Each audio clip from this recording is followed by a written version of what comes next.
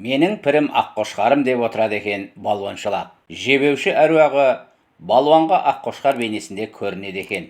Аққошқар әруақ бұған ең алғаш 15 жасында көрініпті. 1879 жылдың жазы Баймырза Шортан базарына бармақшы болып жүрген. Аяқ астынан ауырып қалып, жолға жарамайтын болған соң 15 жасар ұлы Нұрмағамбетті жіберуге тура келді. Баланы Мұқаш дейтін жөн жоба білетін ағайынына айтып, қасына қосты.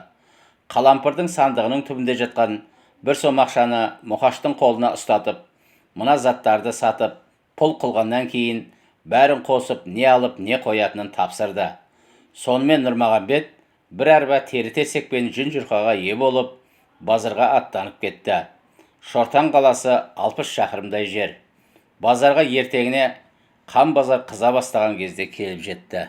Дуылдаған базар қызығы тіптен айтып жеткізгісіз. Ана бір жерде жиналған халық тым қалың, үйме-жүйме, күрес болып жатыр.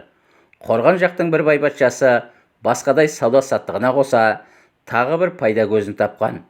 Түкті білек бір дәуді ерте келіпті. Бәспен күрестіреді. Шарт, жықсаң бір сом аласың, жығылсаң бересің. Алып жатқандар жоқ, ал беріп жатқандар қисапсыз. Мұны көрген шолақ бала өз-өзінен арқасы қозып, арбада тыныш отыра алмай кетіп еді. Бір мезет мүлдем шыдамы жоғалып, өзін-өзі ұмытты. Арбадан секіріп түсті. Шекпенінің екетегі далақтап, аяғына оралып, ентелей басып, ана дәудің тура қарсы алдына жетіп-ақ барғаны емес пе? Әй-шәй жоқ, мен де күресемін десін. Қотыр Шортан болысының қазағы мен орысынан небір дәусінген дәмелі жігіттерді жер қаптырып, мәртебеленіп, масайраған ана балуан заты дұрыс біреуме қалай, баламен күреспеймін, жігіттер келсін деп маңына жолатпады. Бірақ та тауы оп-оңай шағылып, беті қайтып қала қоятын шолақ бала еместі. Ес білгеннен ақ алыс-жұлыс күрес десе жанып кететін. Үстінде киімінен киім қалдырмай, бөксеріп сап, сол үшін анасынан талай реніш еститін.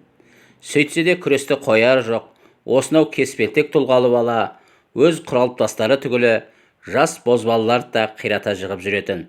Үйсін ауылы түгілі маңайдағы Керей, Атығай, Қарауыл ауылдарынан белгілі балуан жігіттері болмаса, басқадай ұстауға жарайтын бозбалалар табылмай қойғанын базаршы серіктері әлбетте білмейді емес. Әйтсе де бұғанасы қатпаған баланы анадай алпауытпен көре тұрып, күрестіруге көзсіздік керек. Әсіресе Мұқаштың жаны шығып кете жаздады. Қалампыр жеңгесінің шайғантқа деп берген бір сомының ініне су құйылуынан қатты қорықты. Ойбай-ау, тентек қойдың миын жегенсің бе? Барған соң әкең маған не дейді? Мені кісі деп сеніп тапсырды ғой сені, деп безектесін кеп. Ана кәпір, кәпірлігін қып бір жеріңді мертіктіріп тастаса не істейсің деп те қорқытты. Осының бәрін көріп, қазақ тіліне түсінбесе де, мән жайды ұғып тұрған орыс балуаны баланың бой бермес қайсарлығына ызасы кеп кетіп еді. Бетін қайтарып тастайын деген оймен, қане, келсең келші деп, қойқаңдай басып ілгері аттады. Шолақ баланың іздегені осы. Көзі жайнап, әдіс алмаған жас бөріге ұқсап, ұмтыла берді. Бар болғыр шекпен сол, шұбалаңдаған етегі аяғына оратылып, әп деуге де келместен сүрініп жығылды да қалды. Бәстің аты бәс. Мұқаш қалтадағы бір сомды табан аузында суырды да берді. Ішінен қан өткеннен жаман қынжылып, ойбайлап, есалаң ессіз баланың аузы басынан түк қалдырмастан жер жебіріне жетті кеп. Бұл түні шолақ бала ұйқы көрген жоқ. Көзі ілініп кетсе ақ, бір арқар мүйіз құлжадай аққошқар жетіп келіп, домалатып сүзеді кеп. Адамша сөйлеп, сен менің сағымды сындырдың, жығылып қалдың, ертең қайта күрес, күреспесең сүзіп өлтіремін дейді. Осы арада бір жолата айта кетейін. Балуан Шолақ, менің бірім аққошқарым дейді екен. Күреске түсерде, немесе кеудесіне балғаның дөбімен, я болмаса жарты пұттық кердің тасымен ұрғызарда, алдымен, я аққошқарым, пірім деп сыйынып алып, сонан соң барып ұрғызған ғой. Сол аққошқары түнімен маза бермей, бала қатты қиналып, аузынан ақ көбік бұрқырата тісін қайрап, дөңбекшіп шығады. Мұқаштар, мына бала ауырып қалмаса жарар еді деп зәрелер кетеді. Шолақ бала болса, екі көзі қызарып қанталап, жауына шабатын жас жолбарыстай аласұрып, таңертеңгі шайын дұрыс іше де алмады.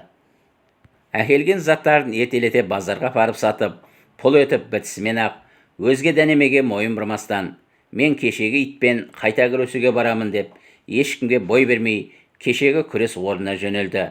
Мұқаштар, мына баланы шалық шалған шығар деп, ойбайлап, байбайлап, тоқтатпақ боп әптер-тәптері шығып бітсін. Шолақ бала біріне де қарамастан, соның алдында ғана тағы біреуді жығып, мерейі үстем боп, тағы қайсың бар деп, екі білегін айқастыра асқақтап тұрған сары балуанның алдына кимелей жетіп барды. Мен бар, деді көз жайнап. Анау салған жерден тани кетті.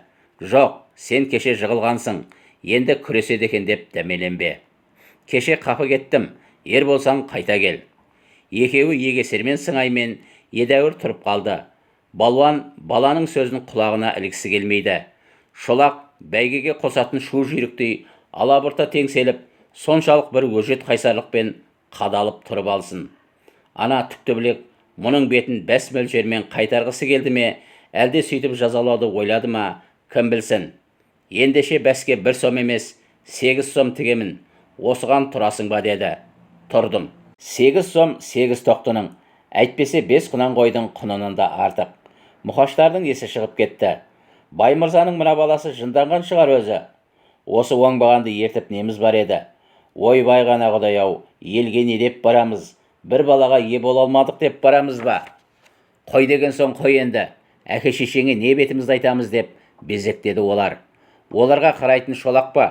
Кеше масқараға ұшыратқан қырсық шекпенді үстінен сыпырып, Мұқаштың алдына лақтырып тастай салды да ортаға ұмтылды. Екеуі сарт-сұрт етіп ұстаса кеткен бойда Шолақ бала таудай бәлені жамбасқап сілтеп кеп жіберді. Түктігеуде дәу кескен дөңбектей көрсете қалды. Қара жер солқылдағандай болып кетті. Қызыққа анталаған қалың жұрт гу ете түсті.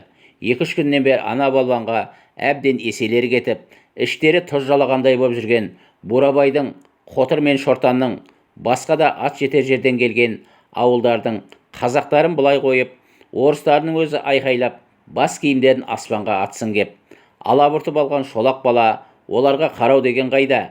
Екі аяқты аспанға көтере, екі қолмен төбесінен тік тұра қап, ортадағы ашық жерді айнала жүгіре берді.